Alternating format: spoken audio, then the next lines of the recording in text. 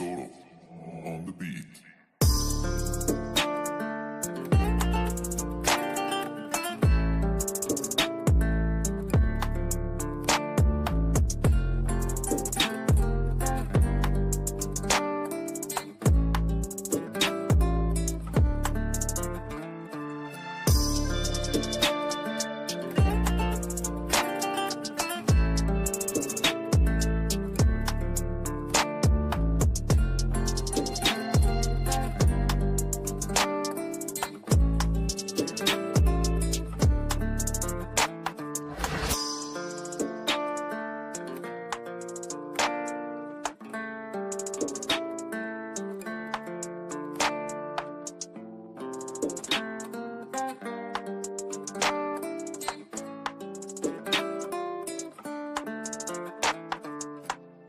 Solo.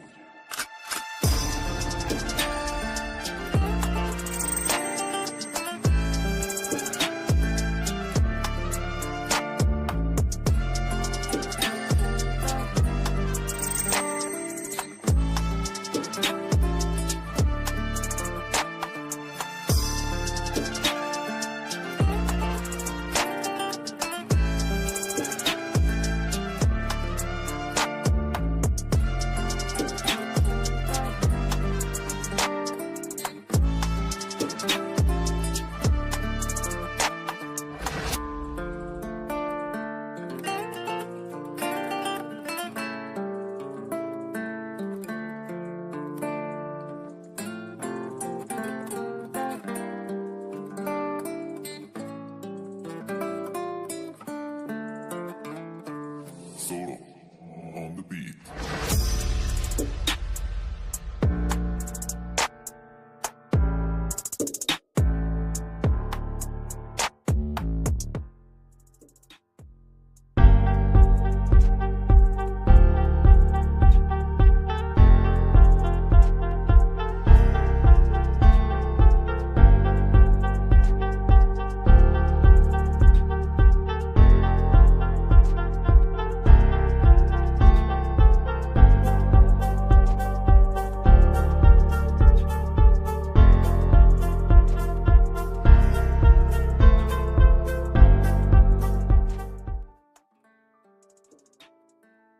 Hey everyone, welcome to another series of our Data Week technical streams. My name is Jocelyn, and I'm very excited to be here with you, whatever you are, depending what time it is on your time zone. I'm Jocelyn again. I'm a coach here at MLH. I'm also a student. I'm a sophomore at an university here in Mexico. I'm actually located in Mexico for those of you who are wondering where I am from. Well, I'm from Mexico and I like to attend hackathons as everyone in here. There was a time where I had like this streak going on of going like to a hackathon every weekend.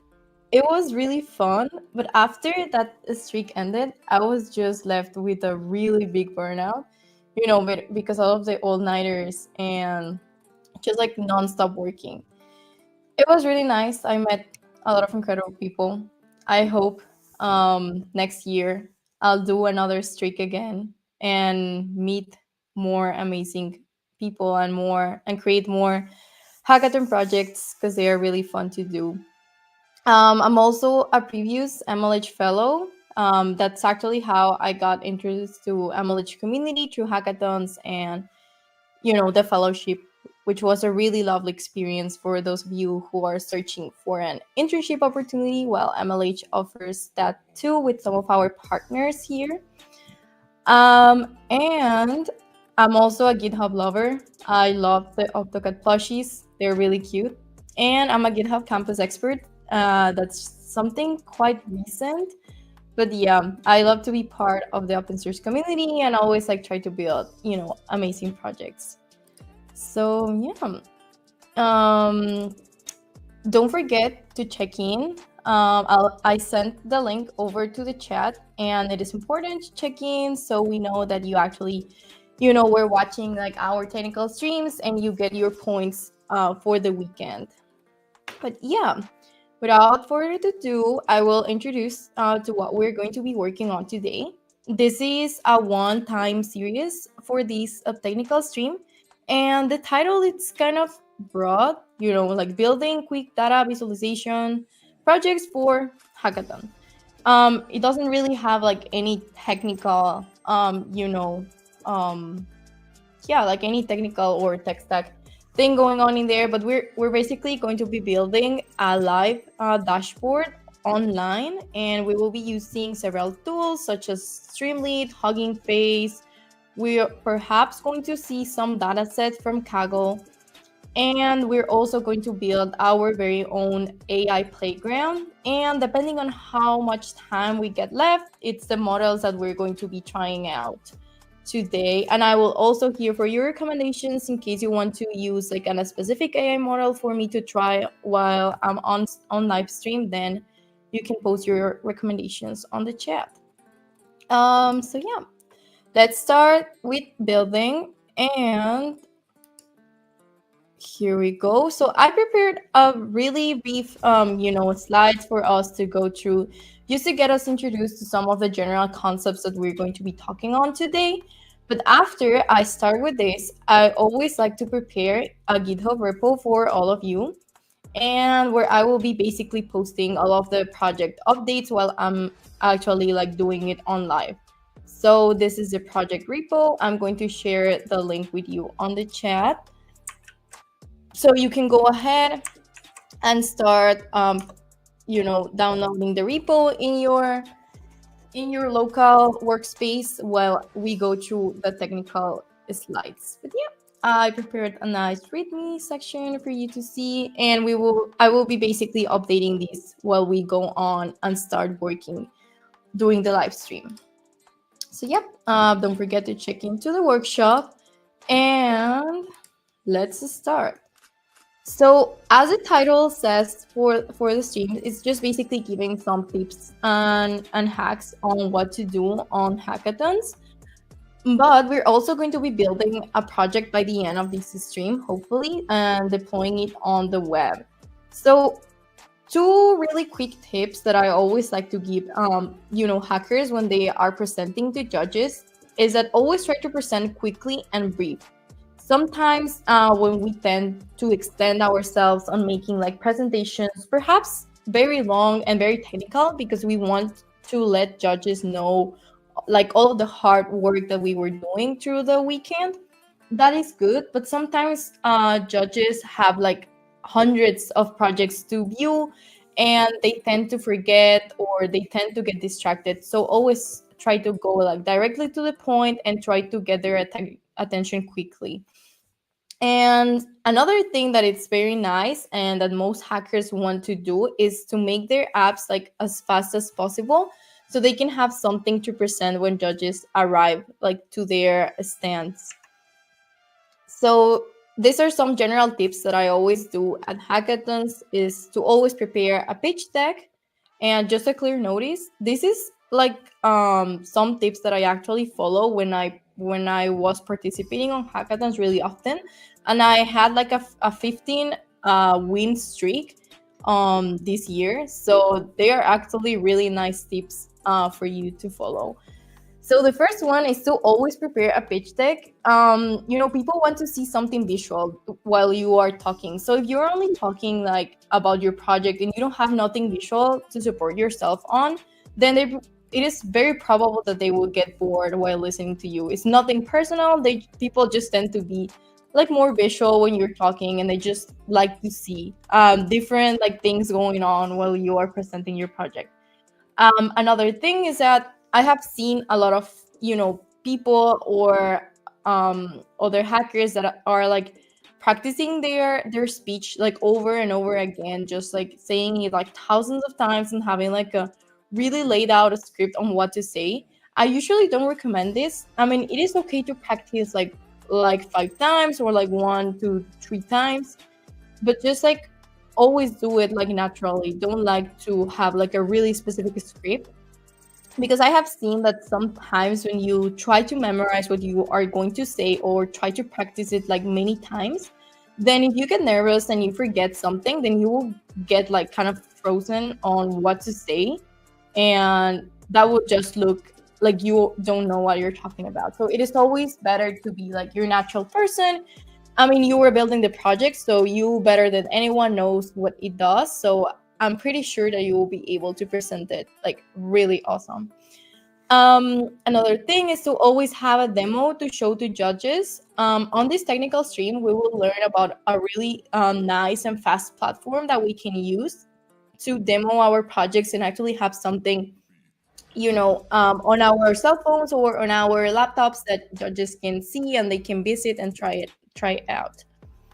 And the last advice is to make your presentation look like a startup pitching material, because sometimes when we are presenting like our projects, we tend to focus only on the technical part of it, and sometimes it's better to have like a really broad um you know how do I say it in English, like a really broad like examples on how your project will actually work on real life. Like for example, how much does it cost, what is the problem that you're trying to solve, does it align with any of the SDGs goals from the United Nations. Like try to make it as startup like material as possible, and that will help you in every step. At least that is the guideline that I have been following on for a while, and it is very successful. So yeah, what is next for this live stream? Now we're actually going to go into the technical stuff. Firstly, we're going to learn about introduction to the Streamlit platform. So if you are watching this, make sure that you have Python installed or you have something where you can run Python. It doesn't matter the version that you have, it can be any version. Then we're going to select the topic that we want to visualize. As the name of the stream says, we're going to be building a quick data visualization for hackathons. So we, of course, have to select the topic. I already went ahead over this and selected a really, nice topic to talk about, which will be basically ranking LLM models on a dashboard. After that, we're going to learn about what is Kaggle and Hugging Face. And then we're going to make our very first API request. That is because the tool that we will be needing to make our data visualized, we are going to need an API intermediate for that. So that's why I will introduce you how to make your very own API requests. In case you are more experienced with this, then you should already know what I'm talking about. In case you are new to coding or to building APIs, then don't worry, I got you, and we will start from the basics. And finally, we're going to build and set up our own LLM playground creation. And yeah, we will be doing all of these in Python, and we will be using Streamlit as well as other internal tools. So yeah, just to get started, Streamlit is basically an open source Python library for building web apps. It is really easy to set up. You will see in a while why I mean by saying like that it is super easy. Just like one line of code and you're already good to go to deploy your application. Streamlit manages itself by building, widgets for user interaction, and you can deploy your application in several platforms, not only, Streamlit Cloud. You can also use other, internal tools to make it look good. Nice. So let's go ahead and start working on our project. We will start up with Streamlit basics just to make everyone feel comfortable while starting to work on this.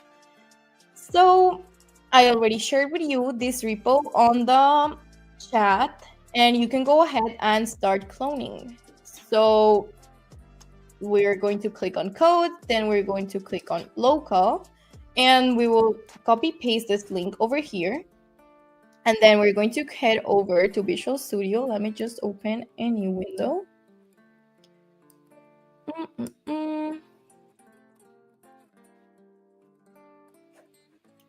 Or do I have one? Oh, I actually have one open. Here we go. So you're going to go ahead and open a new, where it is? Here we go. So we're going to go ahead and open up a new VS Code window. I'm going to make it bigger in a while so you can see it on live stream. Hold on. Why is it not? Oh, whoa. This is too big. I don't know why. There we go. So, yeah, this is that is actually a good notice. I love Minecraft bees, and like I'm literally obsessed with them. I have like over 9 or 8 plushies, and 3 of them are of Minecraft bees. So yeah, I was actually very excited when they dropped the new ecosystem that was of cherry blossoms, because bees look very nice on that biome. And yeah, thank you. So we're going to go ahead and start cloning our repo. You're going to click on clone git repository, and then we're going to paste the link from my git repo over here, and you're going to click on enter. Then you're going to select a project directory, and I'm just going to choose downloads. You can go ahead and select any project directory that you wish. And it is cloning right now, which is basically bringing everything from GitHub. I'm going to click on open. There we go. And then we're going to click on yes, I trust the authors. And there we go. We have successfully cloned our GitHub repo, and we already have our workspace so we can start working on. Yeah, I actually love the pink color. So all of my setup and all of the things that I have on my desk are like pink. So I have like my microphone is pink, then my keyboard is also pink, my VS Code is also pink, my chair is pink. I have some headphones like that have like kitty ears who are also pink. So yeah, I love pink on my setup.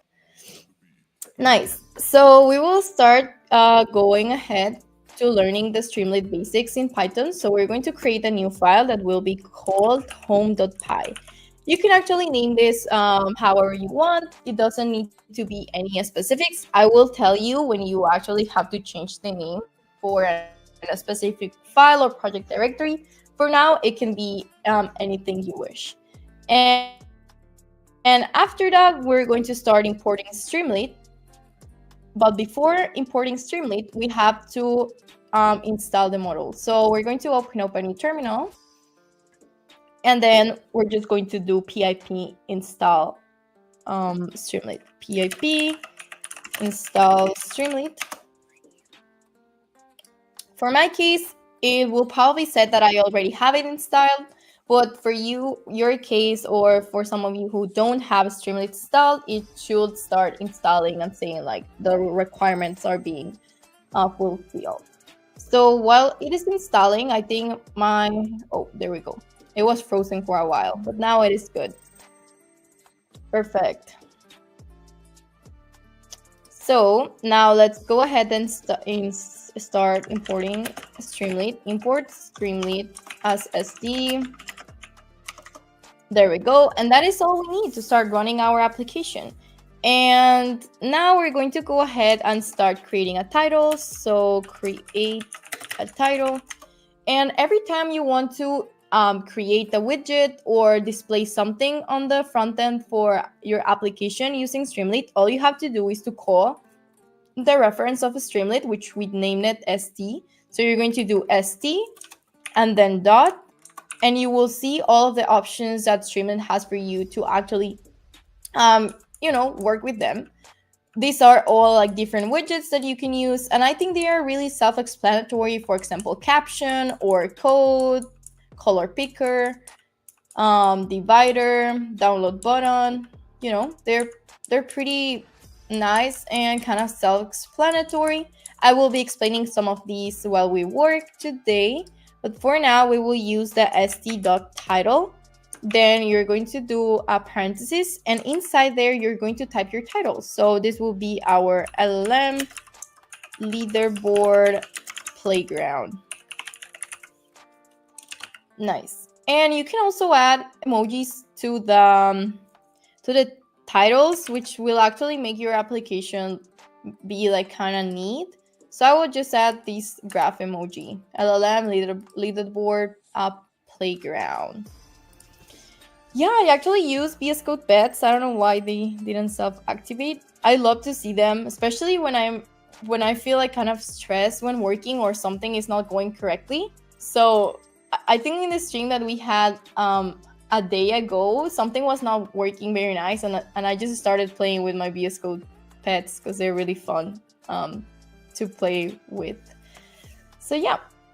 Once you start creating your title, we can go ahead and run this in our terminal. So to run your Streamlit application on the browser, you're going to type Streamlit and then run. And then after the run, you're going to place the name of your script. So in my case, my script name is home.py. Just like this, we click enter. And we will be directed to a browser window where our application will be running on our local host. Let's just give it a minute for it to run, for it to be there. Oh, it actually loaded on another tab. Let me just bring it over here. Hold on. There we go. So now we can see our title, and as you can see, it already has a nice font, and it already set me up like the main frame for our application, which is actually really neat. It's kind of like the Notion, for some of you who have used Notion as their note app. It is kind of like a nice Notion mixed with Jupyter Notebook. So it is a really nice framework to work on with Python. So after doing the title thing, we're also going to add a divider. So I'm going to click on add divider, and that will be st.divider. Nice. And then after adding the divider, I will add a subtitle. And that will be, as you are imagining, subtitle. Well, no, actually subheader. So I'm going to change this to subheader so you don't get confused when I push my changes. Subheader, and I will name it view LLM ratings for different models. There we go. Now let's go ahead and return to our browser window, and we're going to click refresh on this. And we should be seeing LLM leaderboard playground view LLM ratings for different models. Nice. So I will go ahead and push these changes into our GitHub repo so we can all be on the same page. So UI changes for Streamlit basics. Nice. Great. So now that we know some basics about how to, start building our Streamlit application, we will go ahead and learn what is what is Hugging Face, and we're going to use some of their data sets that they have over there to, actually fill in the information in our dashboard, because we're basically trying to build a dashboard. So we're going to return to the slides just for a quick intro on that. Let me present this. So now we already learned about what Streamlit is, and we already see that it was really easy to set up our initial application. So after that, we're going to learn about what Kaggle is. In case some of you want to search for different data sets, you can go ahead and do that too. And Kaggle is just basically a web page where you can download tons of data sets for almost anything.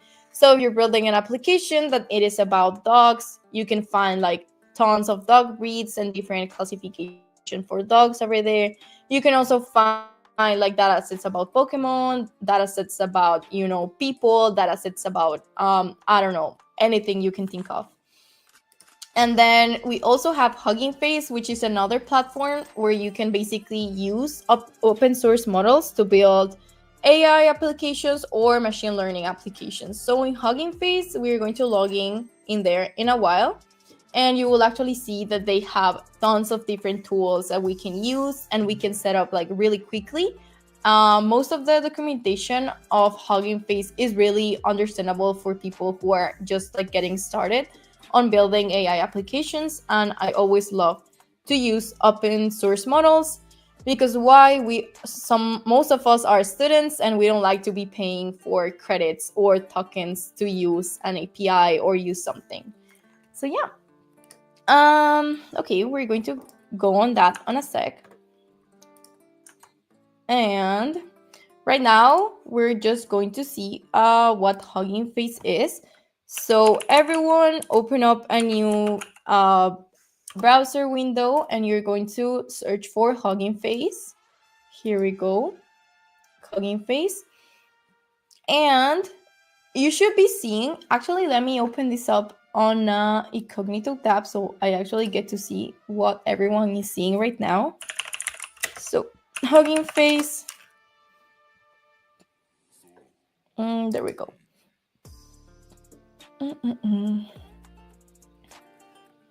Nice. So right now you can go ahead and create a free account for the last section of the stream. It is not mandatory to complete the project because I will be sharing a token with you in case you don't want to actually create the account and log in.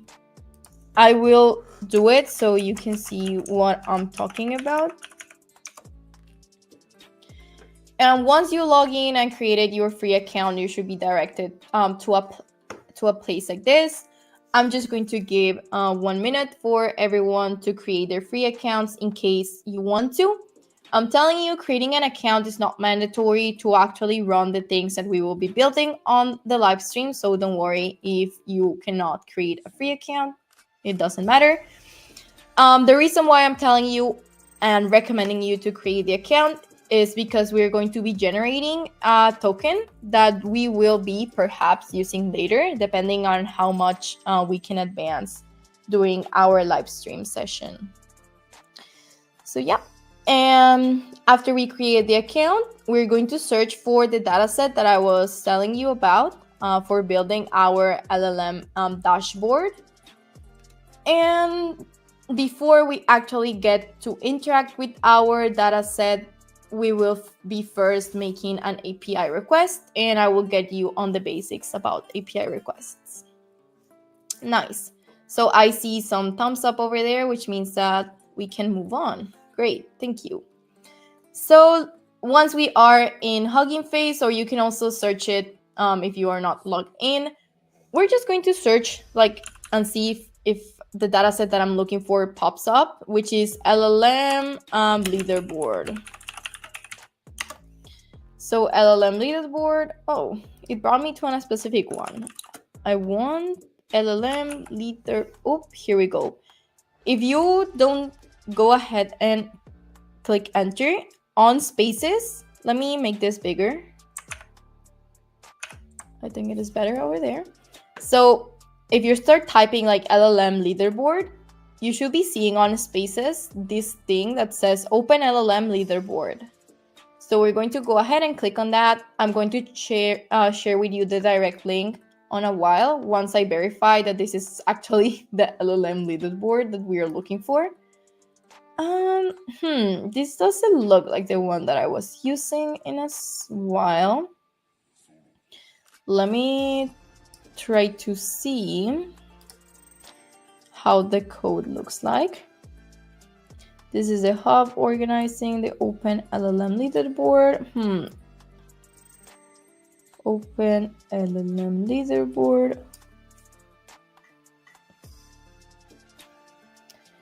Okay, I don't think this is the one that we're looking for, so I'm just going to close this and go to my account over here and try to search it over here.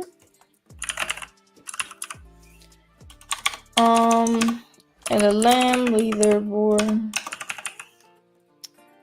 leaderboard demo. No. Nope. Let me search it on a new tab. LLM. Oh, I think it is this one. Let's see. Oh, wait. Let's see if this is it. Don't worry. What I'm doing right now is just searching for our LLM dataset. Oh yeah, this is it. And I will share with you this direct link so you can see the scene that I'm watching right now. And this is basically the data set that we will be using and we will be interacting with during this live stream. We can see that this is a really nice data set. I mean, it is open source and we can see like a nice table with all of the models that we have in here. There are a lot. And all of these models are hosted on Hugging Face. So they are like in these same platforms. So if you actually go ahead and click on one, you will be directed to the page where the model is, hosted. And it is very nice because you can actually try out the model online. Like in here, they have a interface API, and you can actually like start typing things. Yeah, so I love this page. It just makes like AI apps so much easier for everyone. Nice. So we will return to the models that we have. This is the data set that we are going to be using. And to actually use this data set, we first have to look for a button that says, that looks something like this, use this model. So I don't know why this is not appearing. Let me check over here. No. Oh, perhaps there we go. So it is over here. I will make this bigger. So on your toolbar on the top, you should see this link. And let's see, where is the API? So I'm actually looking for a section that is like an API URL where we can actually make like our requests, but I'm not seeing it right now. Not sure why. Report as activity in Beat, perhaps in Beat. I don't think so. I'm not very sure if this is a data set that I want to show you.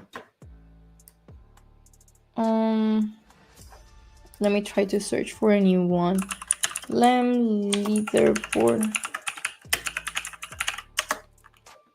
Hold on. Let me actually check if I left the link on one of my note apps. Just give me a second.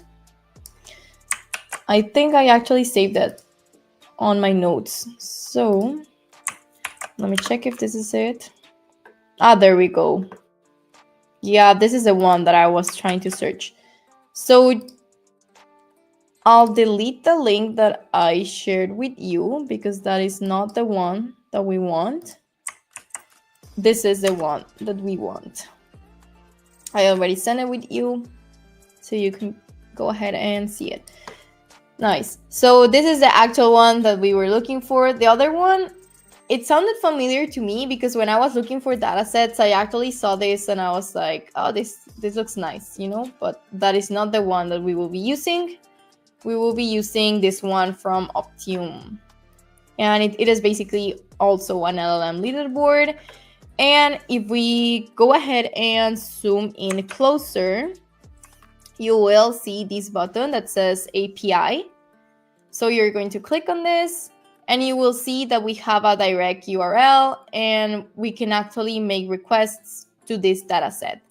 Don't worry if you don't understand what I'm talking about. I will go into the basics on a second. I just want to make sure that everyone can see this link over here and that they can actually access it from the link that I just sent on the chat.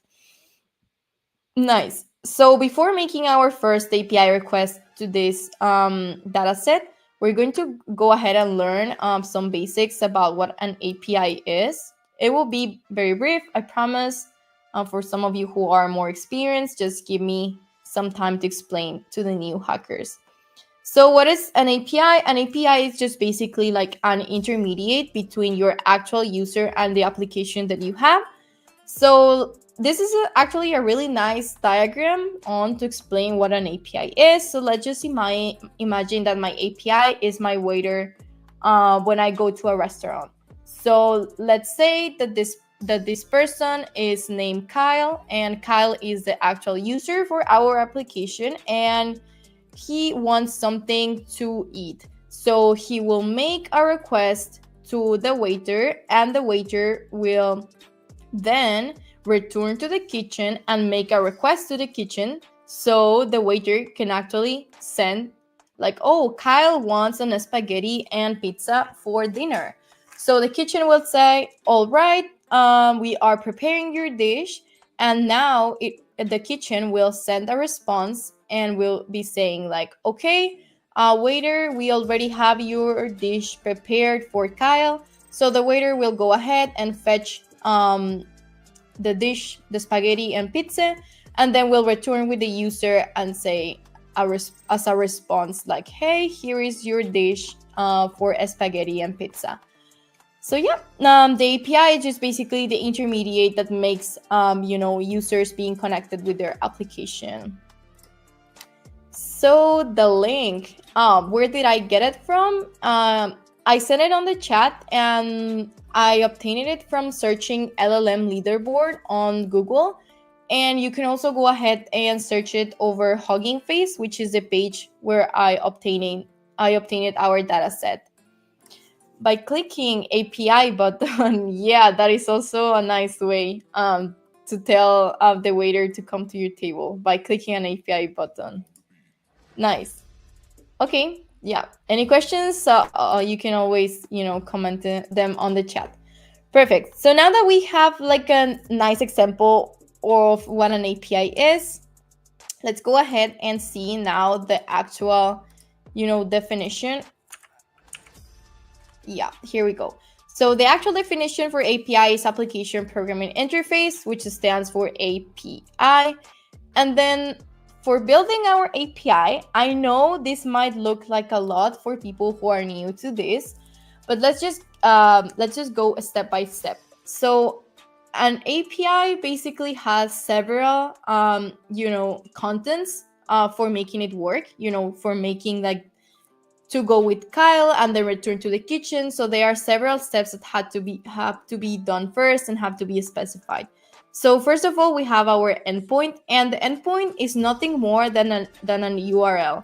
So as we all know, a URL is just basically, a direction on the web.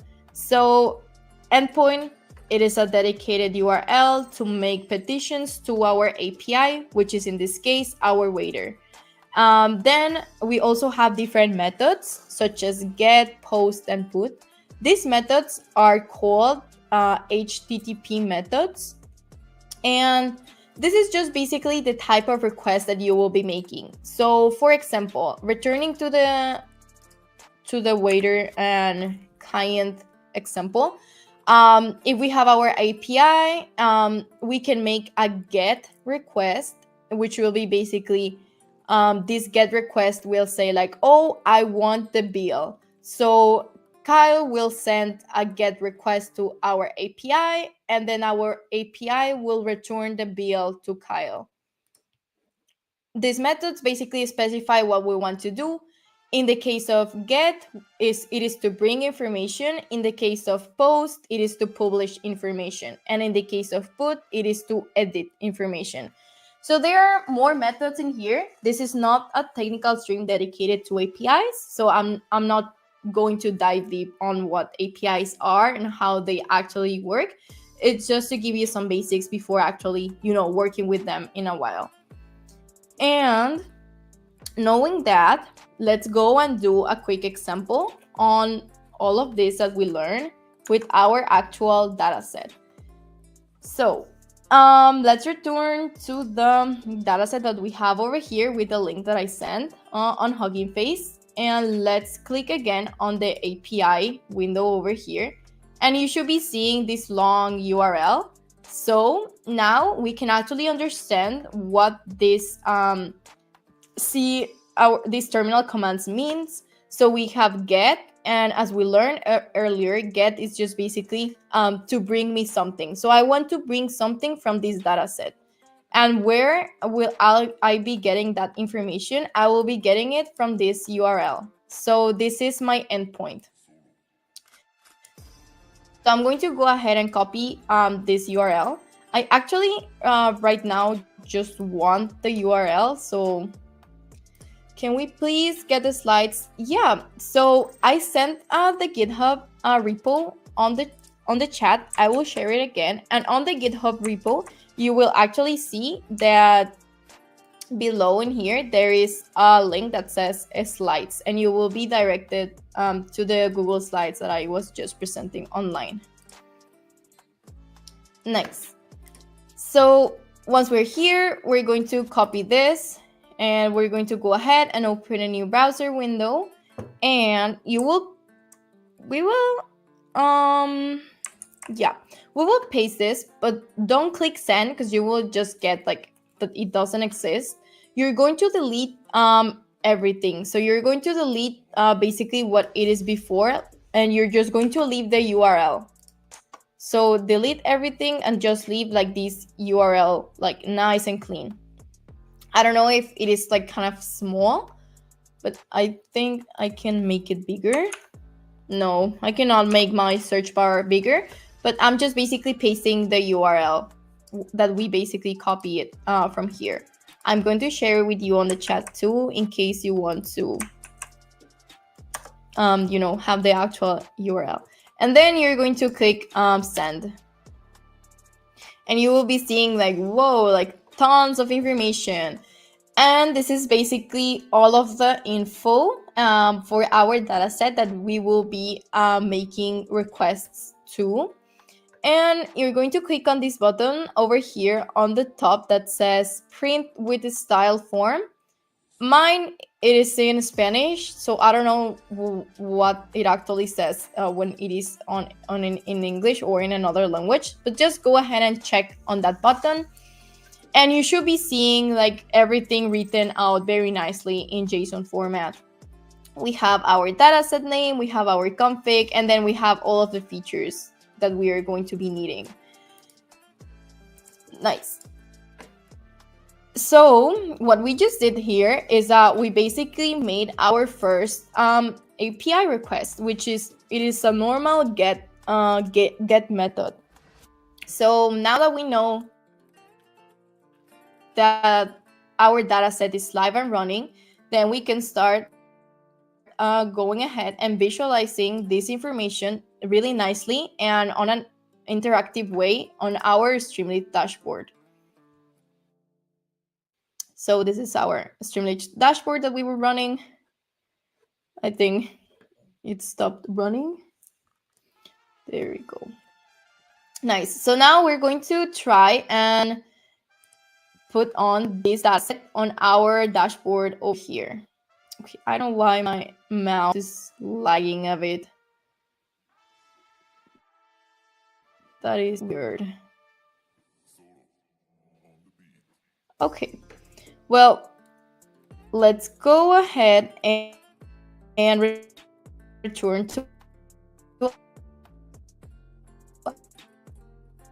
our and now, oh, this is nice. Wait, I think my internet is lagging a little bit. I'm not seeing like the stream. Okay, there we go. Now everything is working. I'm sorry, I was just having some technical difficulties, but everything's good now. Okay, so Storm says that over here it actually says pretty print. Thank you very much for the clarification over there. Thank you. So let's go back to our VS Code tab that we had opened where we are running our Streamlit application. And now we can actually start, working on the API petition that we're going to be making to access our dataset on the web. So for that, after we have our subheader, we're going to create a variable that will be named API URL or URL endpoint. It can be anything that you want. After that, you're going to go ahead and click on the keys tab, and in here, inside the double quotes, you will copy paste the link that we used to copy on the browser. So the link that you have over here that makes this visualize, which is the one that I shared with you on the chat, you're going to copy paste this. We're going to insert it over here. Nice. So we already have our API URL, and we can now use this variable to make requests to our, data set online. So we're going to make a nice try-catch block over here in case we are encountering, some errors when trying to fetch the information, just to make it look, our application handle errors when we are doing our internal processes, which is also a really nice practice. So we're going to create a variable that will be called response, and this variable will basically store the response, which will be our data set from our link. So for that, we're going to use a library called requests from Python. So before we actually go ahead and use it, we're going to import it. So we're just going to do import requests. I think you don't have to install it.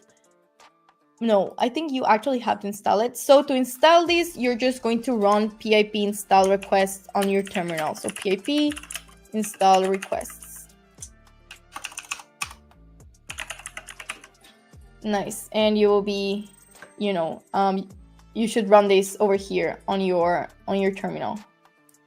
Great. So let's go back. And now we can actually use that library on our code. And so we will do requests and then dot. And then in here, we're going to select the HTTP method that we want to use. So in here, we can see that there are plenty. So we have post, head, get, delete, and so on.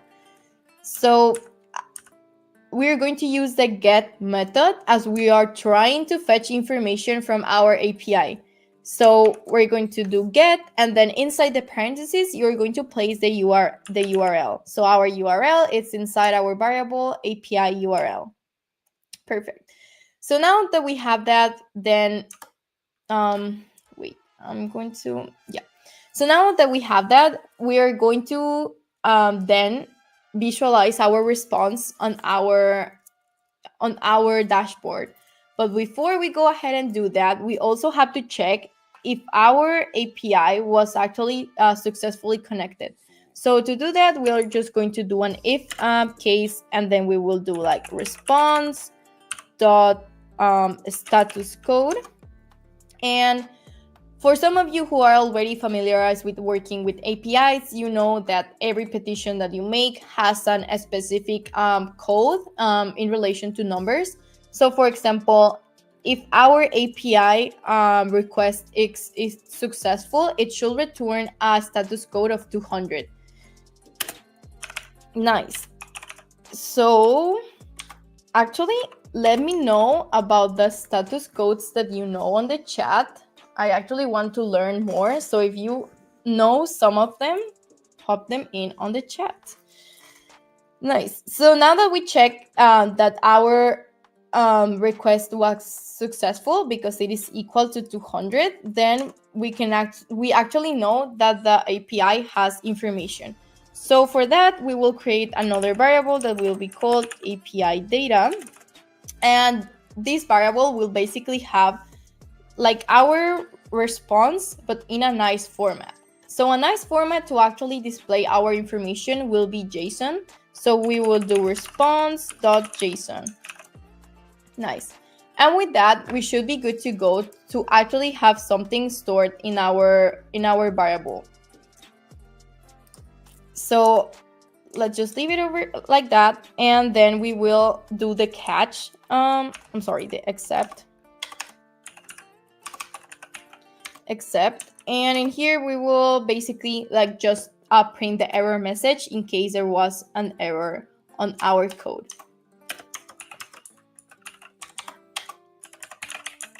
I think it was exception E. No, it was not like that. Exception in E as E. Oh yeah, it is as E.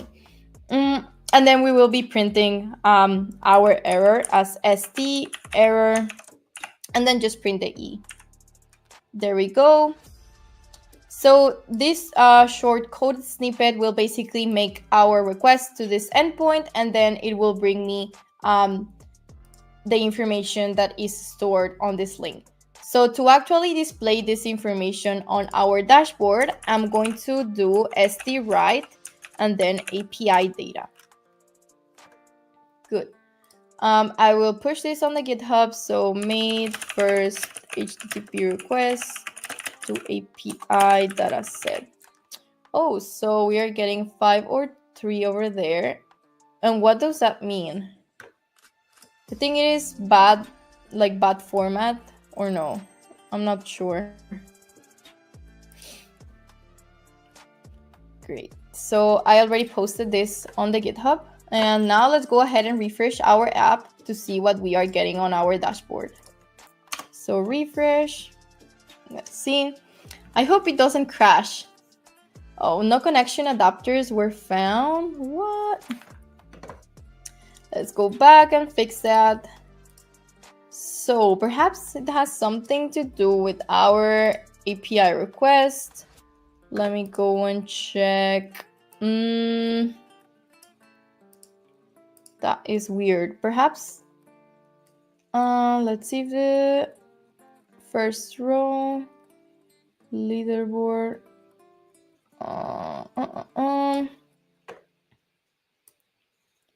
Let me try to print this just like this and print API data. Let's see if that works. I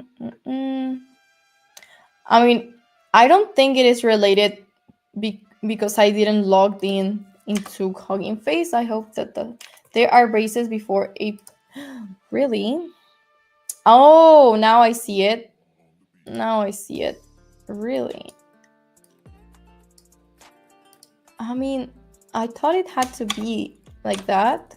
Apparently, we just had to add the variable and the direct URL link. Let's see if that is the issue in here. Looks good. So let's rerun it. Oh, I think it worked. Oh, wait, but I'm not printing anything. It was printed over here. But yeah, thank you so much. Thank you very much. So let's go ahead and print this on the chat, on the Streamlit app with st.write. st.write, and let me refresh this to see if it is actually running over here. It will take a while to load most of the time because we are trying to bring like a huge ton of information. So now we are seeing our JSON in here, but I mean, we are able to view it and it is not very pretty. We definitely don't want to be showing this type of information to judges. So let's go ahead and start formatting our dashboard. So let's delete this because we don't want to print the JSON. So right now we have API data, which is basically a JSON. It is in JSON format. And once we have it in JSON format, we can actually do many things with it because we can actually extract like the keys that we have in our data set. And if we go over here, we are basically seeing that our data set brings information in the form of a JSON structure. So that is actually very helpful for us to work with. So let's go ahead. And now we will create a variable that will be called features, because in this variable, we will be storing all of the features of our data set. And we're going to go ahead and start extracting the keys that we need. So for that, we're going to use feature, and then we want to extract the name. So once we get the name, we want to do this for every feature that we have on our API data. And this will be basically called features. Perfect. So now we have our features extracted, and then we want to extract the information for each row. So we're going to do the same pattern over here, but with row. So we have row, and we want to extract the row information.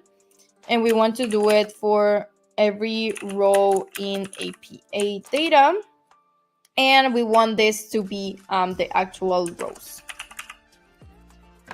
Nice. So we have features, we have rows, and now we want to create a data frame. So we want to use this data frame so we can actually view the information in the form of a table.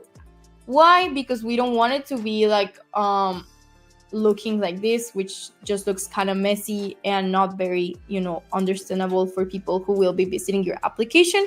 So for that, we're going to create a data frame, and to creating our data frame, we will be needing pandas. So let's go ahead and import pandas. For those of you who don't have pandas installed, you can just install it with pip install pandas. There we go. And now we can go ahead and start using it. I will push this in GitHub in a second. Just give me a while until I finish this. So after that, we can go ahead and start creating our data frame. And we will be using the, the PD, our pandas, and then dot, and then we will be using data frame. There we go. And inside of here, we're going to pass on our rows, and we're also going to pass on our columns, and our columns will be basically our features. Why is it called pandas, related to a panda? That is a very nice question. I actually don't know, but I do know that their logo, it's like a panda trying to reach something from a bamboo tree or something like that. I'm not very sure. If someone knows that answer, knows the answer to this question, I will be very interested on what the answer to that question is. Nice. So we have on our data frame now, we have the rows and we have our columns. So we are ready to actually display this on our Streamlit. So to display this on our Streamlit, it is very easy as doing st.data frame, and then we're going to pass on our data frame. Perfect. And we're going to add a subheader over here that will say LLM leaderboard. Nice. And I will add like a trophy emoji. Oh, a star works. LLM leaderboard. Oh, so we get the answer. The name pandas comes from the what? Panel. Oh, describing datasets that include observations over. That is a very, very meaningful name. Now we all learned something today, or at least I learned something new today. Thank you very much for this answer. I will leave it in there for a while for everyone to see it, because it is very nice. Great. So with this, we hopefully are viewing our data frame on the Streamlit. So let's go and return and reload this to see if we get the nice table running. We can see that it is loading. Nice. So now we are able to view our table with all of the raw information, which is very nice.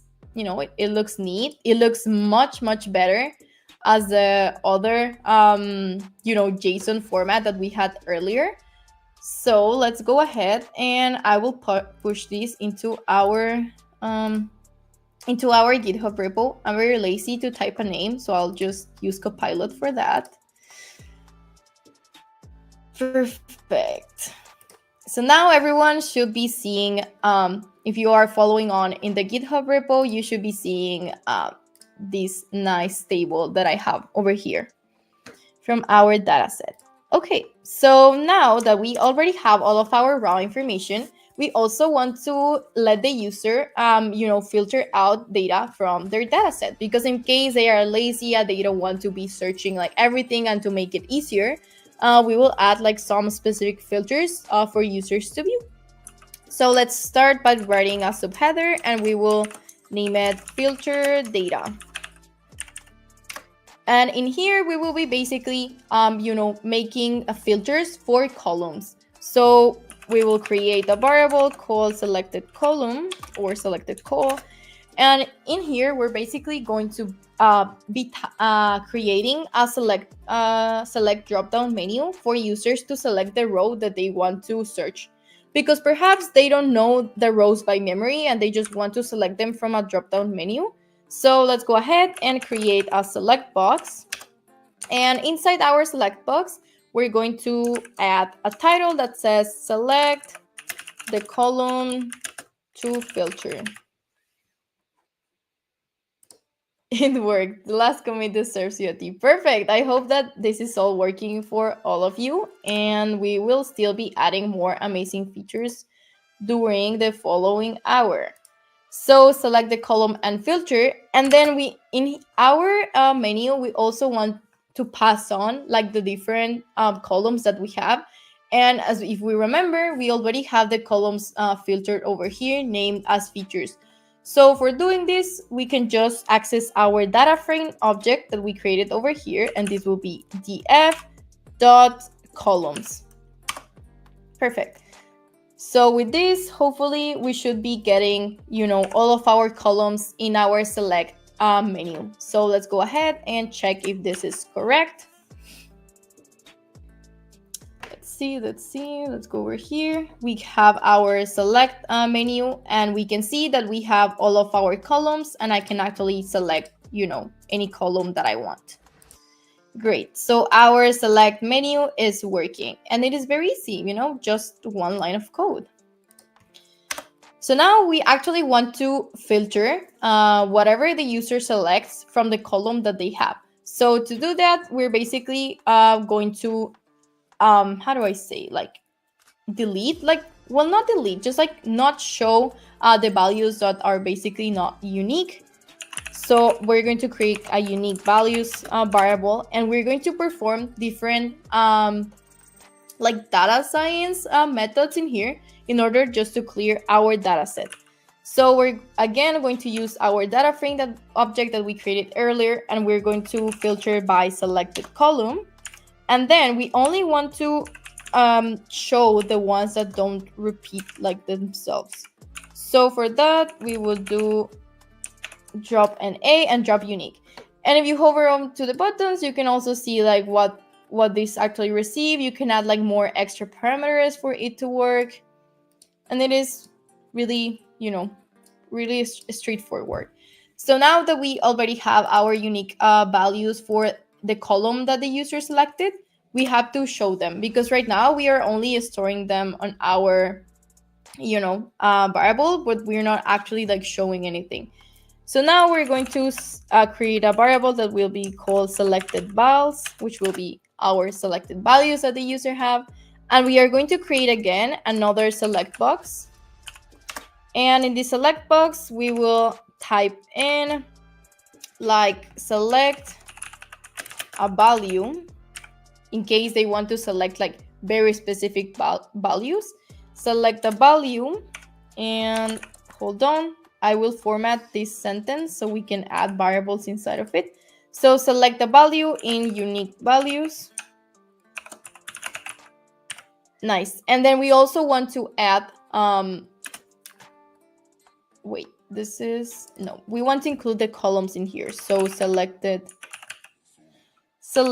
col, and then we want to say in, and this will be now our unique values. There we go. So perfect. I'm just not very sure. I think select value, select col. The key is not correct. Oh, I think perhaps because I'm missing another double quote over here. And then I add the keys.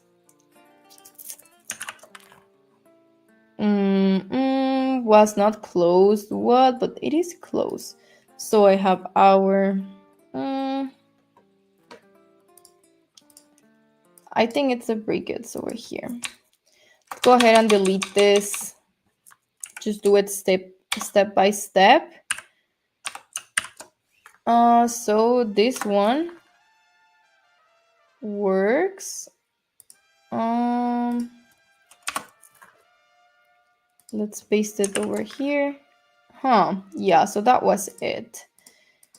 Okay, let's see if we can actually select the column from our select box, and then I will add what I was trying to add, and it didn't work apparently. So let's see.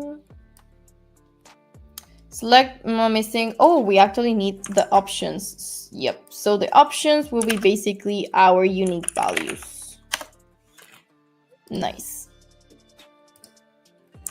So let's go ahead and see if that works.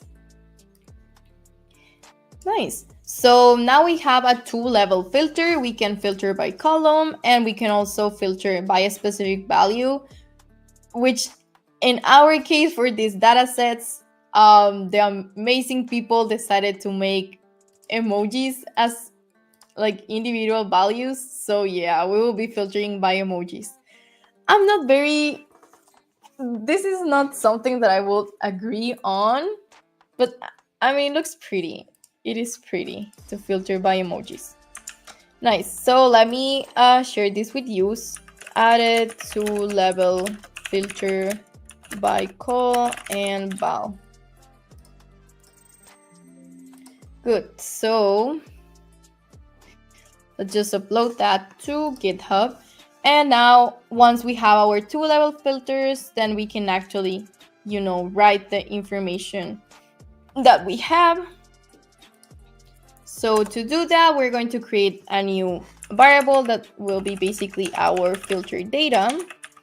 And in here again, we're going to enter our data frame, our general data frame, and then we're going to enter to our another data frame that will be for our selected column. And then outside of that data frame, we also want to access the other one that we have. So we want to make it equal to our column. Where is my column? Selected vals. There we go. And now we can actually show the filtered data on the Streamlit dashboard. So to do that, again, we're going to use a Streamlit tool, which is basically a Streamlit data frame. And then in here, we're going to pass on the filtered data. Great. So hopefully with this, we already have like our 2-level filter. So I will write a comment, 2-level filter. And then in here, we're just basically showing on the information. Great. So let's see if our filter is working right now.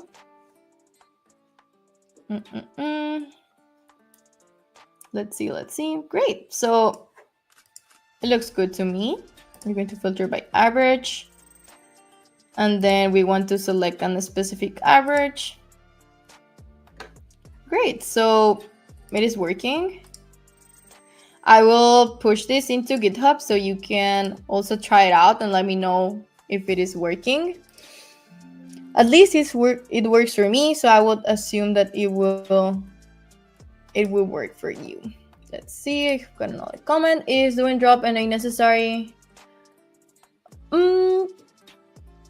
Yeah, I mean, I always like to add like extra, methods in case, just to make sure that my data set will be clean. We can also try it your way and see what happens. Let's see. We are doing recommendations. We are good on time, so we will actually be able to finish everything.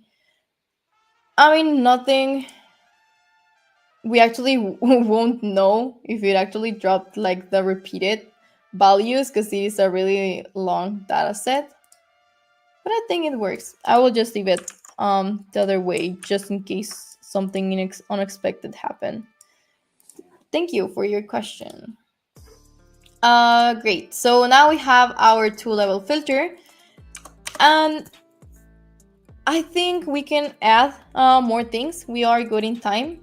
We still have to create our LLM playground.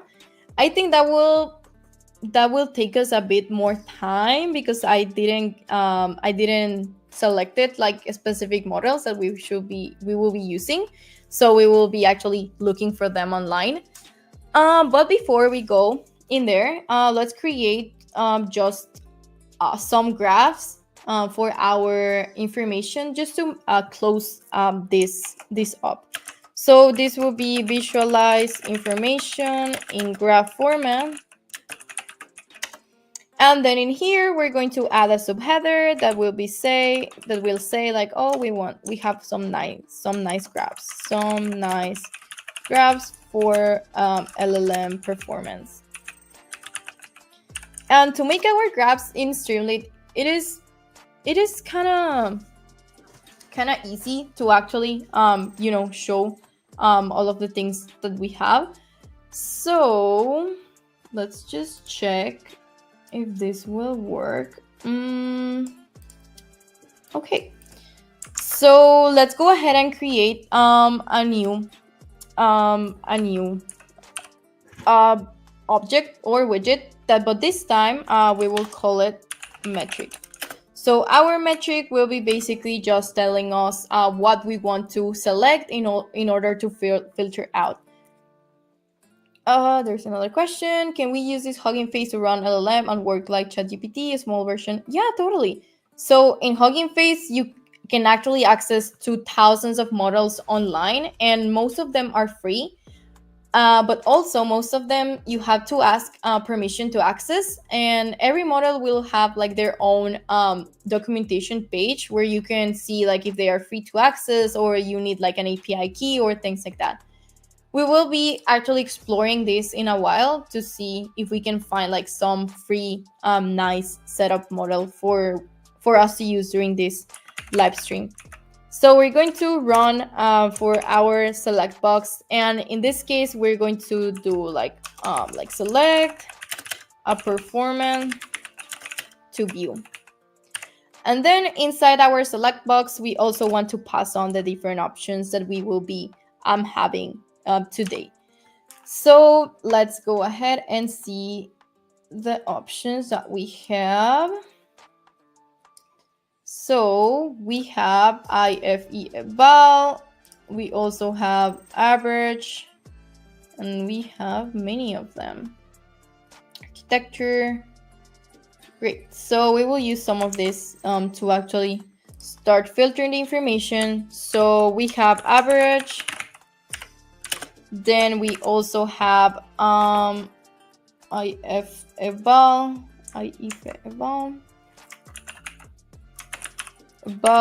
and then we also have the BBH. Oh, what?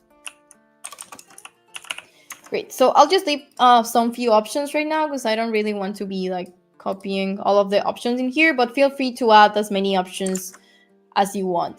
So now that we have that, we're going to verify if a metric was selected. So we're going to do if metric, and then we actually want to start checking in our data frames for each columns. And then after here, we're just basically going to create a chart for the metric that the user selected from our select box. So to create our graph, we're going to call the Streamlit object again, and we're going to select bar chart. So inside our bar chart, we want to pass on different things. So we want to pass on the data frame, and we want to make it be for our metric that the user selected. Why? Because we want to filter by metric, which is the one that we created over here. I mean, right now it will have not so many options, as I just added like 3. But for your case, you can add more options as you want, or if we get more time, I will be adding more on the go. So set index, and then we're basically going to sort our values. So to do that, we're going to set the index to be our model, and then we basically are going to specify how do we want to sort our values. So for our case, we can choose like ascending or descending. It really doesn't matter. It's just how the information will be visualized. So in here, we're just going to specify the ascending order. I'm going to toggle in to false. Great. So in here we have our visualization section where you can select the metric, and then once you select that, it will basically display like the bar chart that you want. So let's go ahead and reload our dashboard. Let's see. Let's select something. Taking a while. Oh, there we go.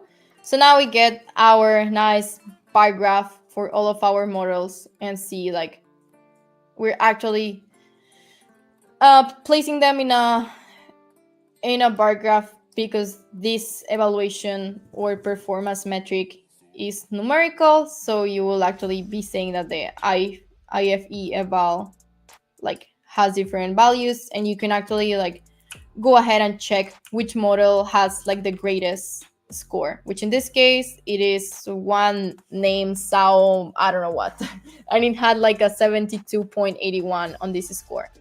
So nice. And you can also select like other metrics and it will generate you like the graph that you want to see. Perfect. So let's go ahead and I will push this to GitHub. So generate graph for each metric. Great. So we are done for the first part of the stream, which was basically creating our dashboard, which basically shows like the LLM leaderboard from the model that we are accessing using Quest. And now we are going to be creating another section where we will be basically doing an LLM playground. So my idea for this other section was like a nice chatbot thingy where you can select like the model that you want to try out. And then once you select the model that you want to try out, then you can actually, chat with that model, and then it will generate you like the response. Great. So I actually don't have any pre-selected models. We will just start with OpenAI as a basic, as it is the easiest one to set up. And then I will search for ones which are free on Hugging Face. So let's create a new page on our Streamlit dashboard. And to do that, you're going to create a new folder, which will be called Pages. So this folder has to be strictly called Pages in order for it to work. So go ahead and create a folder named Pages. And then inside that folder, you're going to create a new script. And that script, you can name it however you want. It will be the title of the page, basically. So the name that you include over there will be like the name that it actually has. So I will go ahead and call it LLM playground .py. .py. Great. So I will start by importing a Streamlit, import Streamlit as st, and then I will start typing in a title. So welcome to the LLM playground. Nice. And I will add an emoji over here because I love to see like more interface. There we go. And then I will add a divider just to divide our information that we will be needing. Perfect. So hopefully with this, we will be creating a new page on our Streamlit. And if we go back, we already see that a new page was created for our interface. So we can go ahead and select over here and we will be seeing the title and the divider. Great. So now, whoa, let's go back and let's start typing, the front-end components that we will be needing just before we actually go into the hard stuff. So we already have our title, we already have a divider. So now let's create a variable that will be called model. And this variable will basically have a select box. Why? Because we want to select, the different models from a select box to actually know like which models we have. So we're going to write select a model, and then we're going to pass on some different options. I will just type like general options. These are not going to be our final ones. It's just for the purpose of having something in our interface. Then I'm going to type on and select GPT 3.5. And then perhaps, I don't know, Gemini. And we can also add BERT. BERT is actually a really nice one from Google, and it is free. So we will perhaps go with BERT first. Great. So we have those models from our select box, and now we're going just to let the user know like which model they selected. So streamlit.write, and then we're going to make this format and do use selected, and then you're going to pass on the model variable over here. You just select it, and then this will basically just print the model that the user selected. Great. So after that, we're going to create a user input box where the user will actually type the prompt that they want to get an answer to. So we will call this user prompt. And then in the user prompt will be basically, like a text input. So to create a text input on Streamlit, it is a Streamlit dot, and then we're going to type chat input. Yeah, why not? And it will basically say, enter your prompt. Great, so we already have our chat input, and then we're going to create a button for the user to actually send their message. So for this, we want to check if the button is clicked. So it will be if the Streamlit button, who says send, is clicked, then I will want to perform LLM function calls, and I will just drop a success message that says I will call it generating response. Great. And in case this doesn't happen, then I will display like an error message, which will be, it will be a warning message that will say, please fill out with a prompt. Nice. So basically in here, we are creating a select box for our different models. Then depending on the model that the user selected, that model will be chosen to actually perform like some functions. Nice. So let's go back and see. Let's reload this. Great. So now we actually have our chat input. We know that we selected GPT-4, but I can change it to GPT-3. And then we can actually like send the message, and it will say like, oh, generating response. And then this will hopefully like print out the information that we want. Great. So I will push this into GitHub, so you actually see like the new page that I created. Yep. And after that, we will go ahead and use OpenAI first, just to make sure that everything is like working correctly. And after using OpenAI model, we will go ahead and use BERT, which is an open source. Well, I'm not sure. Is BERT open source? See, BERT is open source. I think it is open source because it is free, but I'm not very sure. I don't think open sourcing BERT. I don't think it's open source. Let's see.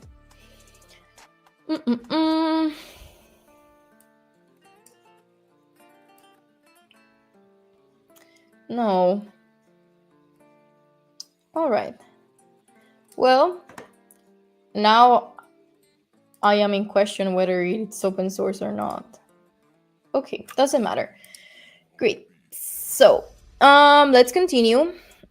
We are, I forgot to sync changes. Part of this stream, we're going to be using different LLM models to use it. Is BERT free? Yeah, it is free to use. I actually used it on the stream that we had for MongoDB, and it is free. And it is actually pretty good for generating responses. Great. So I will go ahead and create a new folder that will be called algorithms. And inside this folder, I will be basically, having all of the scripts for my, models that I will be using. So the first one will be for OpenAI. So OpenAI.py. And then I'm going to head over to OpenAI to copy paste an example. OpenAI API keys. Let's see. Chat completions. Wait, no, where are the examples in docs? I mean, I can also take an example from one of my past GitHub repos for it to be easier. So let's go ahead and do that. I have done this plenty of times. So let's just head over to GitHub and let me search from, I think it is on the Harvard hack repo. Let's see. Hack Harvard. Let's go to algorithms. Not here apparently. Video to image. Not very smart. Not very smart. Models. Okay, so apparently I don't have a nice example, so let's just go over and copy the regular one. So let's use this one over here. For running this, you're going to need an OpenAI key. I will share one with you on the chat in a while, and you can use that. You can use that. I will just block access to it after the stream ends, as it is basically like money. So yeah, just for you to actually like use this. I will paste the OpenAI key in there in a second. Let me just go to my dashboard and generate one. So this will basically called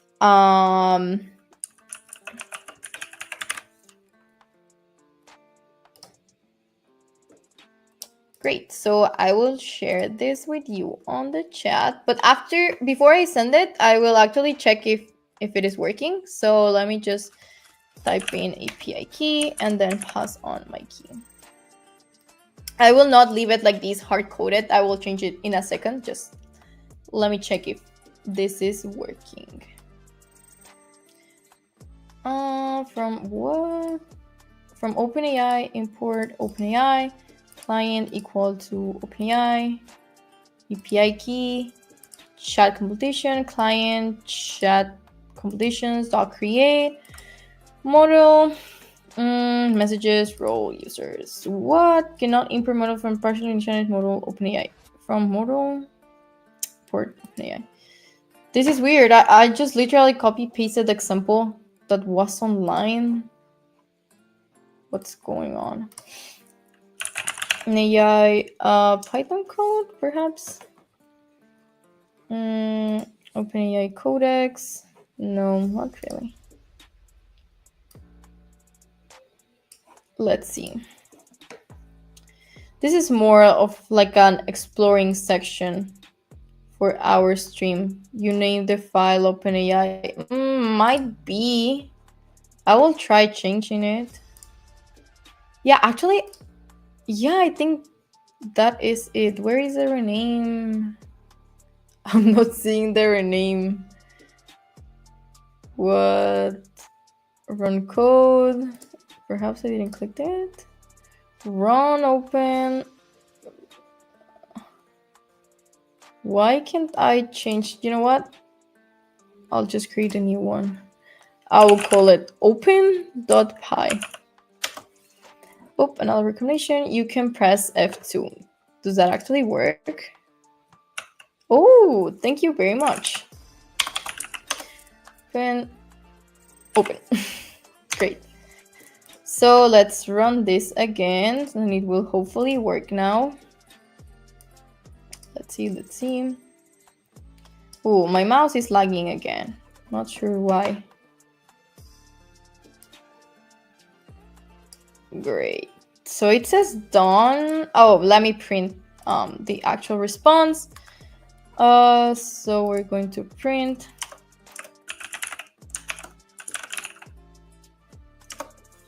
Great. Let's go ahead and run this again, and it will actually, I think it will bring me like all of the information. We will filter out that later. Yep, so it worked successfully. So let's start integrating this model in our drop down menu. So to do that, we have to create several things before. We want to make sure that all of the keys that we will be using today are stored safely. So let's go ahead and create a new folder that will be called .streamlit. It has to be strictly called .streamlit for it to work. So .streamlit, and then we're going to create a new file that will be called secrets.tom. So it has to be strictly called this way for it to work. And inside here, we're going to paste all of our important keys that we want to have. So our first one is our OpenAI key. So let's go ahead and copy paste it from our script. Let's go ahead. Let's see. I have created a small issue in repo we're using for this demo. I would love to make a small contribution to the repo. Kindly check it out. Yeah, I will definitely do. I love open source contributions, so I will definitely check it out at the end of the stream. No worries. Great. So let's paste this out over here. And we already have our key, and we already have it on our secrets folder. And now we want to add this folder into our git ignore. So our repo already has a git ignore that I added for you. So let's just add the Streamlit directory. Perfect. I will delete this script as we're not going to be needing it. What? I don't like, why is this so big? Delete. Great. Where do we get the OpenAI key from? Oh, let me share with you. Yeah, I was going to share it with you so you can test it out during the stream. Just a heads up, I will be bringing the key down a few hours after the stream, so you don't use all of my OpenAI credits. Great. Nice. I will just leave it as a comment, so emojis don't actually. I will delete access from this key after the stream ends. Just as a heads up. Great. So now we have this, and let's create a function for this. So we will call this generate OpenAI, and we will pass on a prompt, and then we have our function over here. So let's just tap this. Perfect. And let's delete this, and this will return the completion. Don't completion. Wait, this is not tabbed. There we go. So I think to actually return just like the prompt, let me check if we can filter like this weird JSON that is over here. I think it's something like messages, perhaps. I don't see any chat completely. Oh, here we go. Message.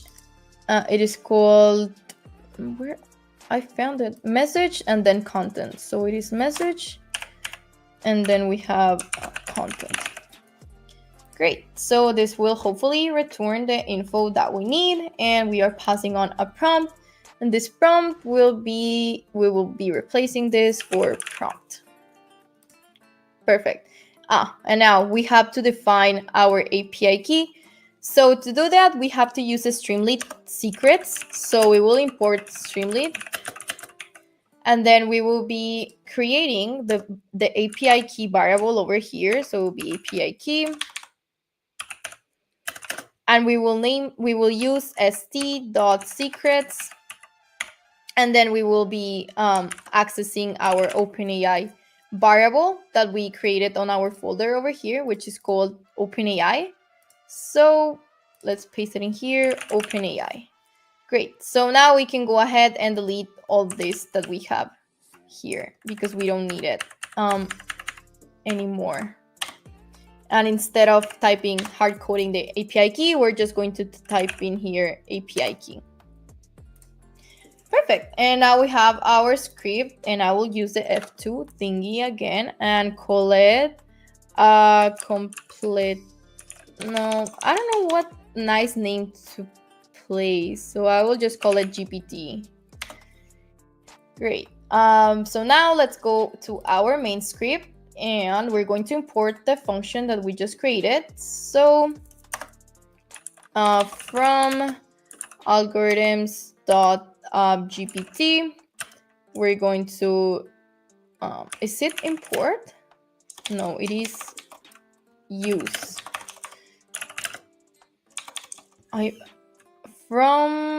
actually forgot how to import as, and then it is called generate OpenAI as generate. No, it is not. Let me search it again. I'm sorry, sometimes I forget. Import model. Let's just take a quick look. Import model, no, local models. Let's see.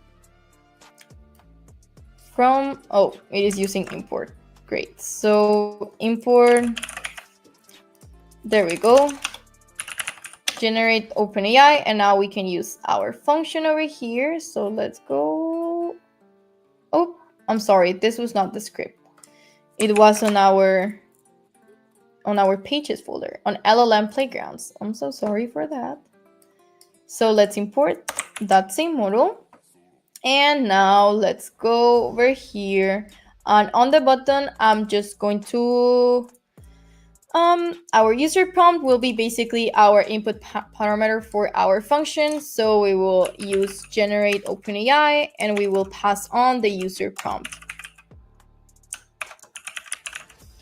Great. And now let's print this information. st.write. And is there an extremely write message? Chat message. I think that works. Chat message. And then inside here, I will write the generate OpenAI user prompt, and I'll delete this. Great. So hopefully this will work for OpenAI. Let's now go back to our LLM Playground and refresh this information. Assuming that perhaps we will have some potential issues to debug. So let's type a prompt. Who are you? And send this. Wait. Who are you? We actually have to click on the send button. Oop, and we got an error message saying error code 400 message value for content. Oh, yeah. This is regarding to how I sent the OpenAI return. You know, this is basically the error. So let me just leave the completion to check if that is the mistake, and if it is, then we will search online how to do it correctly. So let's refresh this and run it again. So let's type who are you and click on send. Oh, another mistake. Error code, invalid value for content, expected string got null, but we are actually sending information. What if this is not working? Let's test it out over here. Generate OpenAI. Hello. And then we want to put this on a variable. So this is chat. And let's print chat. Let's see.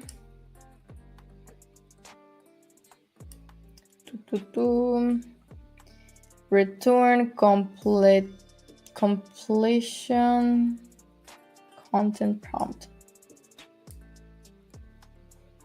It worked in here. So that's weird. Then let's go ahead. Might be something related to our user prompt thingy that is not working correctly. So let me try to pass on this into our set our function.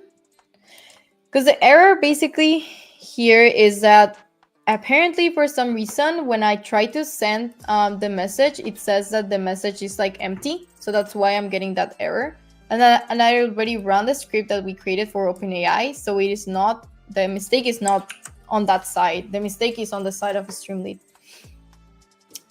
Oh, so now I don't have a, okay, well, hello.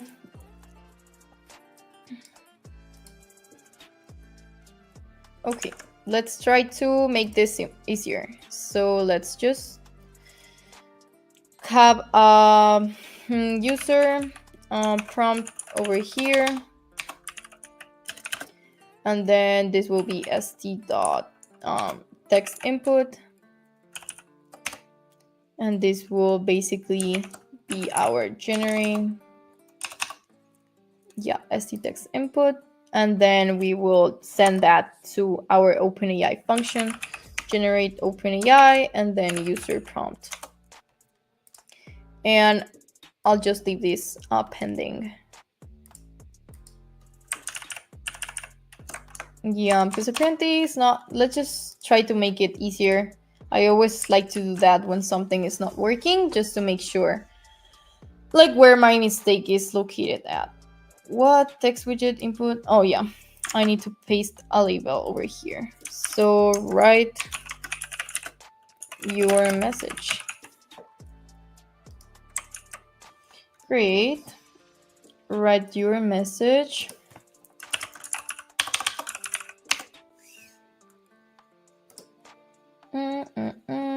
Generating response, but I don't see any oh, perhaps I didn't print it. Is that it? Yep, I didn't show it. So let's just create this a variable called response, and then we will print our response.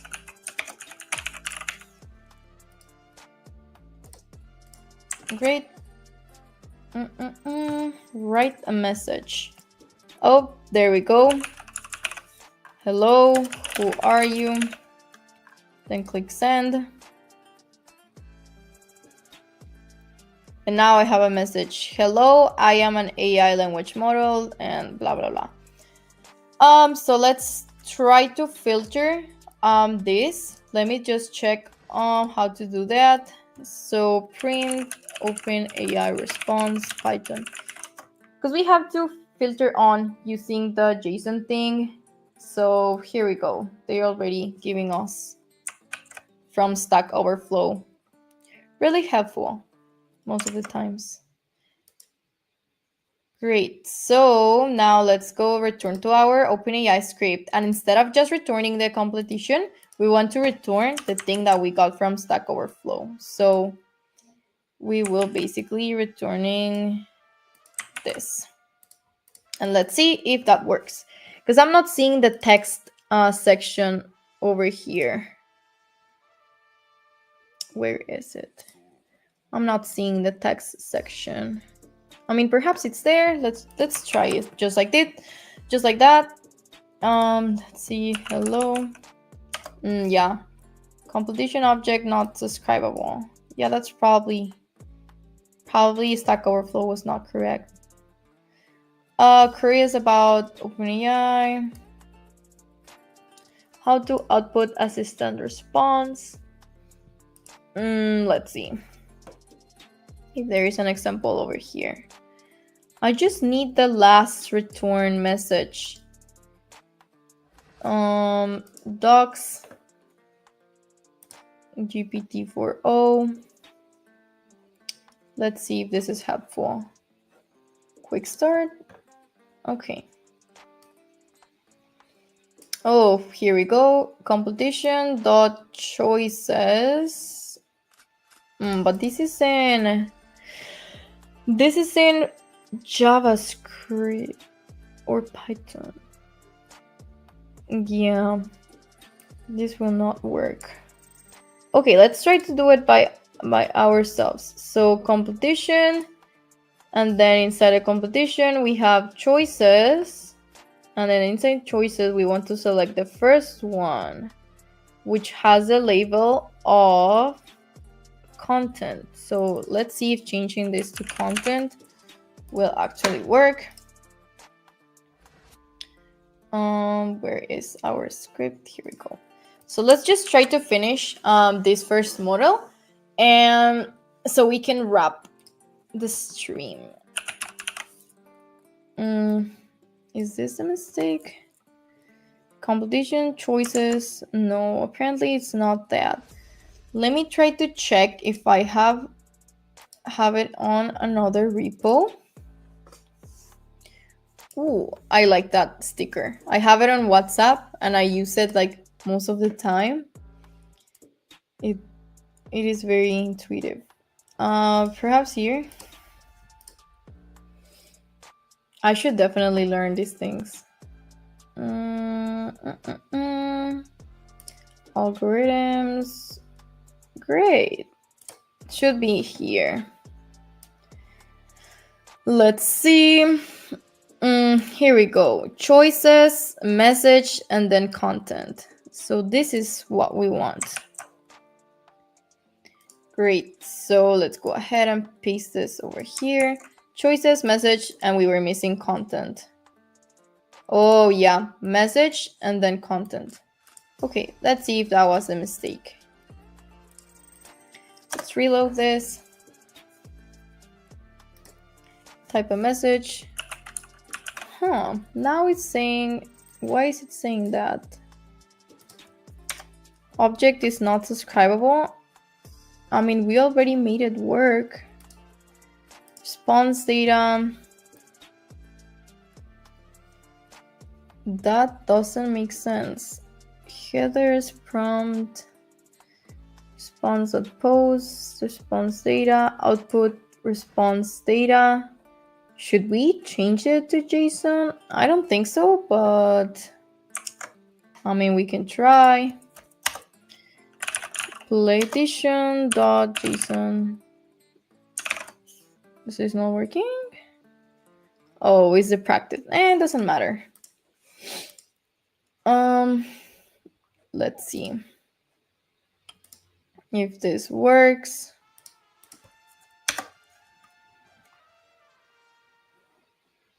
Or perhaps we have to clean our script over here. Let's see. I will delete this and see if that is the issue. I mean, because it was working a while ago. So let's just go back to the part where it was working. And then we're going to filter the JSON on the front end instead of filtering it on our function. So let's go back to the working version. Type hello. Okay, so this works on the front end. So now let's filter out over here. So response, and then we want to take on, what was it? It was choices. And then we want to, let's see if this works. Let's see if that works.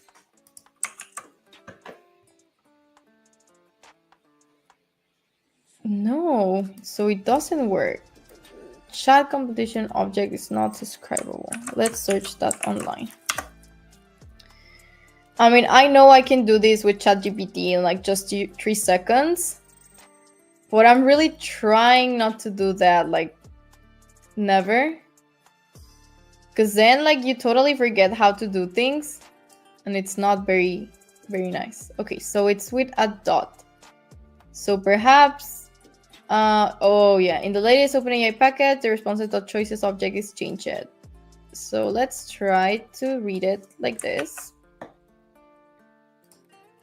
Let me make this. So let's try it over in here. Be competition. This looks legit. It looks legit. I'm hoping this will work so we can wrap up.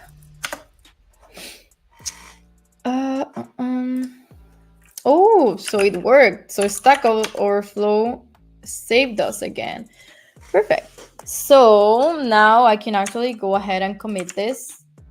Whoa, what happened? I can go ahead and commit this into our repo. So everyone has access to this too. Let's just generate our message with AI because it is always faster. Great. So I don't know who commented that they made here we go. So Storm commented that they had made a contribution to the repo that I had online.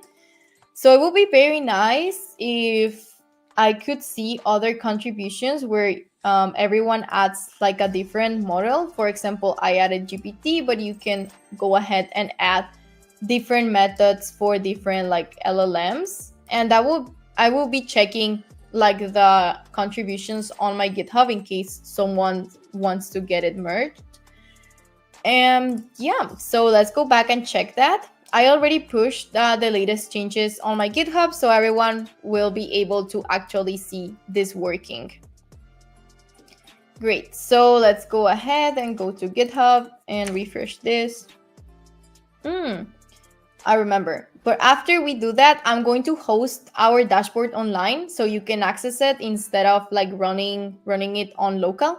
So let's go ahead and deploy it. It's very quickly. Let's just go to Streamlit Cloud and you will be asked to create a free account. Just go ahead and use like your Google account or any account that you have. So I will click on sign in. I'm going a bit quicker as I really want to deploy it. But once you finish signing in, you should be directed into a dashboard. In my case, I have like many applications that I have deployed over the years. But in your case, you'll have this empty. Don't worry, just go ahead and click on create app and you're going to click on deploy a public app from GitHub. Why? Because we want to deploy it from our GitHub repository. Over here, you're going to copy paste the link of your repo. I'm going to clarify this again. Please don't paste the link of my repo because you will just be making like a copy of the dashboard. If you made your own GitHub repo for this workshop, then you can deploy it from your personal GitHub repo. It doesn't exist. Oh, yep. Here we go. AI leaderboard, main branch, and in here you're going to select the main file of your application. In my case, it is the home file that I created, so home.py. And then in here you're going to type in any link that you want. In my case, the domain name for my app, I want to call it AI leaderboard.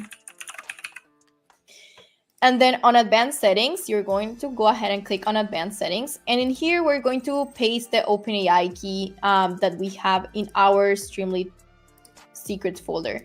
Why? This is just to tell our app that we will be using this, secret file.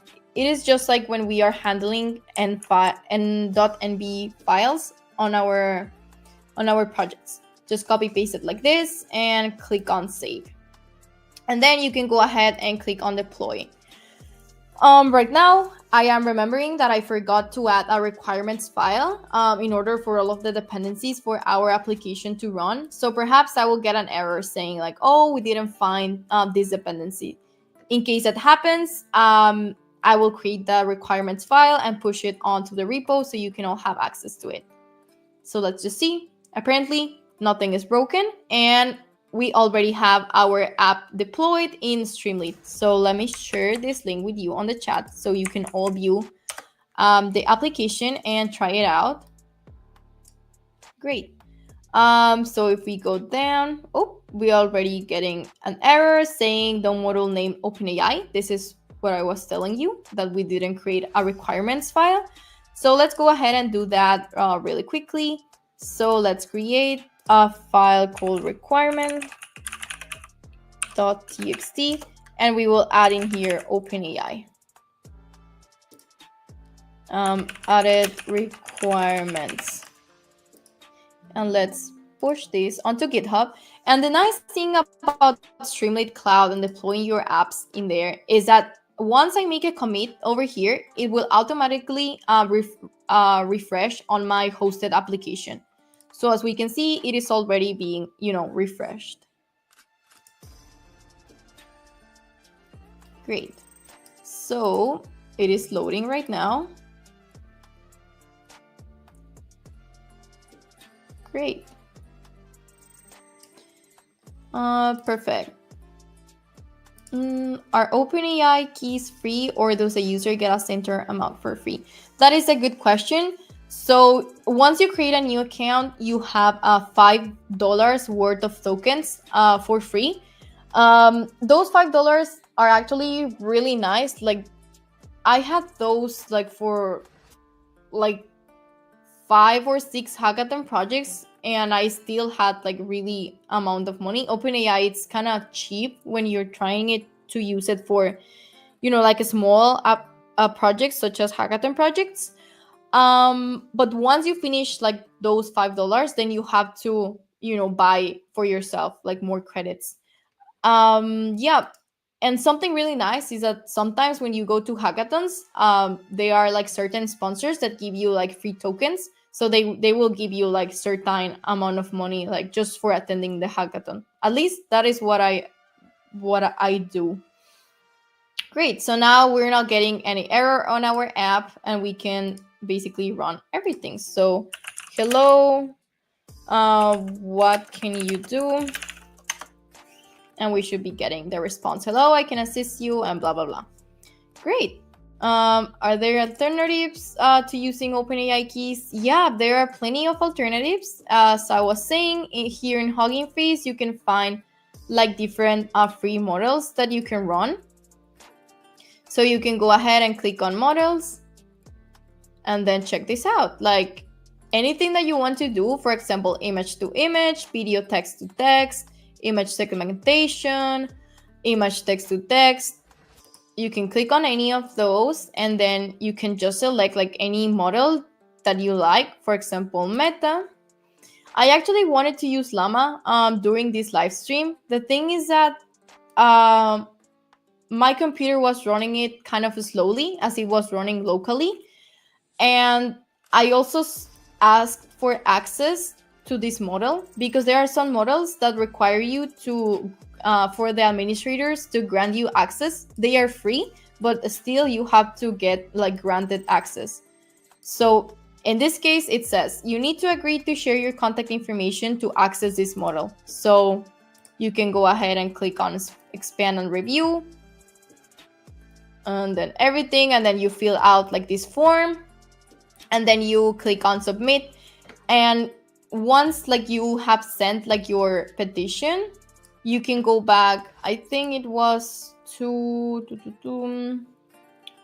I don't know where I was seeing it. Perhaps access tokens?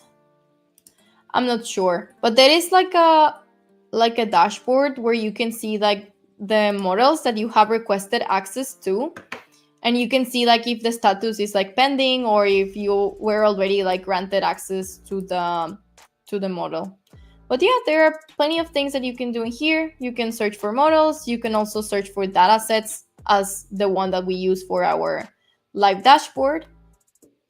And yeah, so as wrapping up, I already sent you the link of this dashboard on the chat.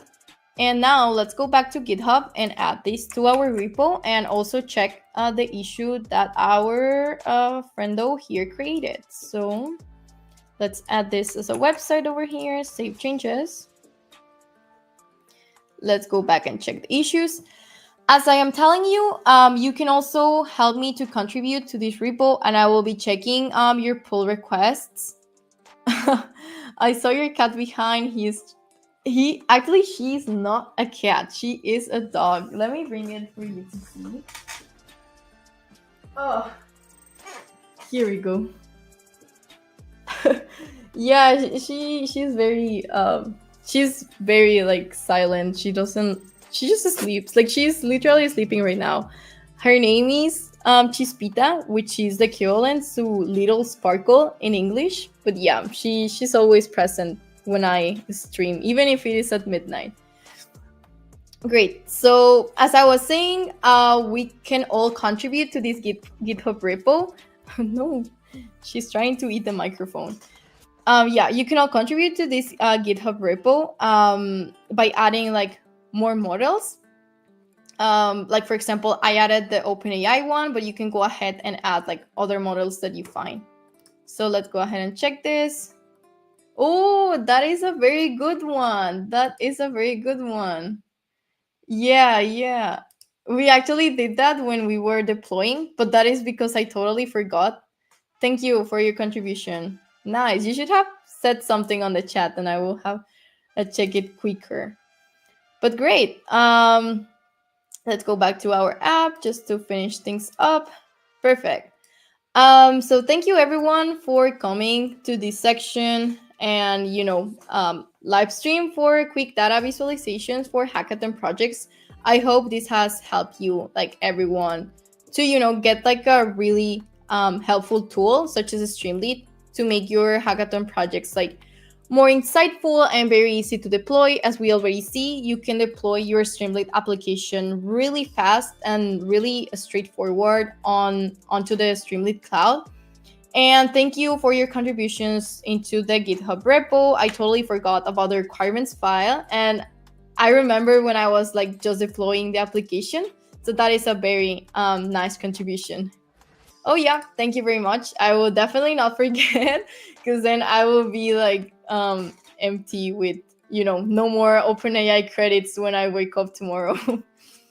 Yeah, thank you too for your contributions. I am a super promoter of open source community, and I would love if everyone just sums up into that big community of hackers. Thank you, and I will be streaming on the next Global Hack Week as well. But as for this one, we still have some amazing events going on. We also have like an script.io event mini game going on Discord, and we will also have more workshops tomorrow, like Tetris mini event, and we will also have the part 4 for our data in education, which will be hosted on by Carrie. So yeah, heads up for that. And I will see you again. Bye.